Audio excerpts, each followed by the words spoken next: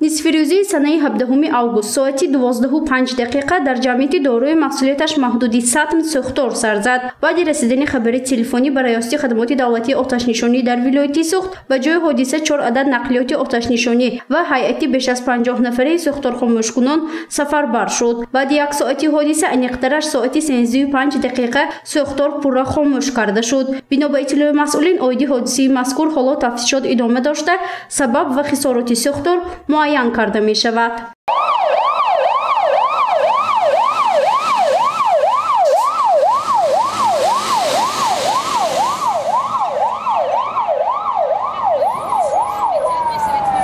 дар вилояти Суғд давоми 16 рӯзи моҳи августи соли ҷорӣ 20 ҳодисаҳои нохуши сӯхтор ба қайд гирифта шуд ки 95% он дар манзилҳои истиқоматии сокинон рух додааст. бино ба иттилои масъулин аз шумораи умумии 20 адад ҳодисаҳои нохуши сӯхтор дар моҳи август бештари он дар шаҳрҳои Хуҷанду Истаравшан ба қайд гирифта шуд. ҳодисаҳои сӯхтор бинобар оташбозии кӯдакон ё худ фориғболии ноболиғон нисбати оташ рух додааст ки аз ин ҳолат масъулини хадамоти давлатии оташнишонӣ нигаронӣ мекунанд.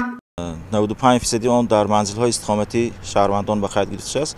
сабабҳои асосӣ ин ҳам бошад беэҳтиёти нисбати оташ ва нодуруст васл ва гузарондани ноқилҳои барқӣ буда, ҳамчунин 2 адад ҳодисаҳо бо фориғболии кӯдакона ба қайд гирифта шудааст.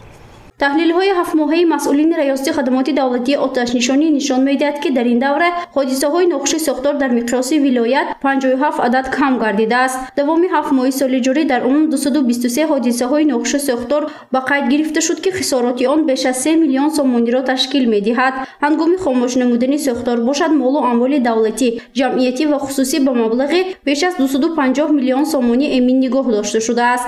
мутаассифона дар ин давра дар натиҷаи сӯхторҳо як нафар фавтидааст. ҳамчунин ҳангоми хомӯш намудани сӯхторҳо ҷони 24 нафар шаҳрвандон аз коми оташ наҷот дода шудааст. сабабҳои асосии сарзини сӯхтор дар ин давра беназорат гузоштани отиши шакли кушод, беэҳтиёти нисбати оташ ва инчунин нодуруст васл ва гузарондани ноқилҳои барқӣ мебошад. сӯхторҳо асосан дар шаҳру ноҳияҳои Спитамен ва шаҳри Хуҷанд нисбат ба соли гузашта зиёд ба қайд гирифта шудааст. иттилоъ дода шуд ки дар ин давра аз ҳисоби умумии сӯхторҳо 80% дар манзилҳои истиқоматии сокинон ба қайд гирифта шуда, аз шумораи умумии сӯхторҳо бошад 35 адад ҳодисаҳои нохуши сӯхтор дар нақлиёти шахсии сокинон рух додааст. масъулин сабаби асосии кам шудани сӯхторро ба гузарондани корҳои профилактикӣ бо сокинон ва пурзор намудани корҳои фаҳмондадиҳӣ байни аҳолӣ рабт медиҳанд.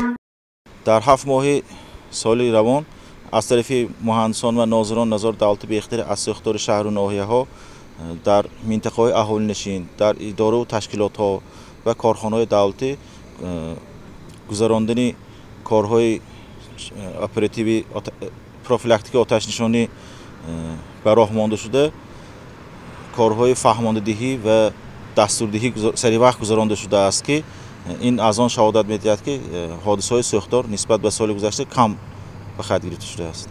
агар дар ин давра дар миқёси вилоят ҳодисаҳои нохуши сӯхтор кам ба қайд гирифта шуда бошад ҳам, аммо дар шаҳру ноҳияҳои Хуҷанд, Истаравшан ва Спитамен шумораи сӯхторҳо зиёд шудааст. танҳо дар шаҳри Хуҷанд давоми 7 моҳи соли ҷорӣ 31 адад ҳодисаҳои нохуши сӯхтор ба қайд гирифта шуд ки ин рақам дар муқоиса ба ҳамин давраи соли гузашта 2 ҳолат зиёд мебошад. гузориши Фарзона Шамсиева, Насим Раҳимов барои барномаи иттилоотии Хабар.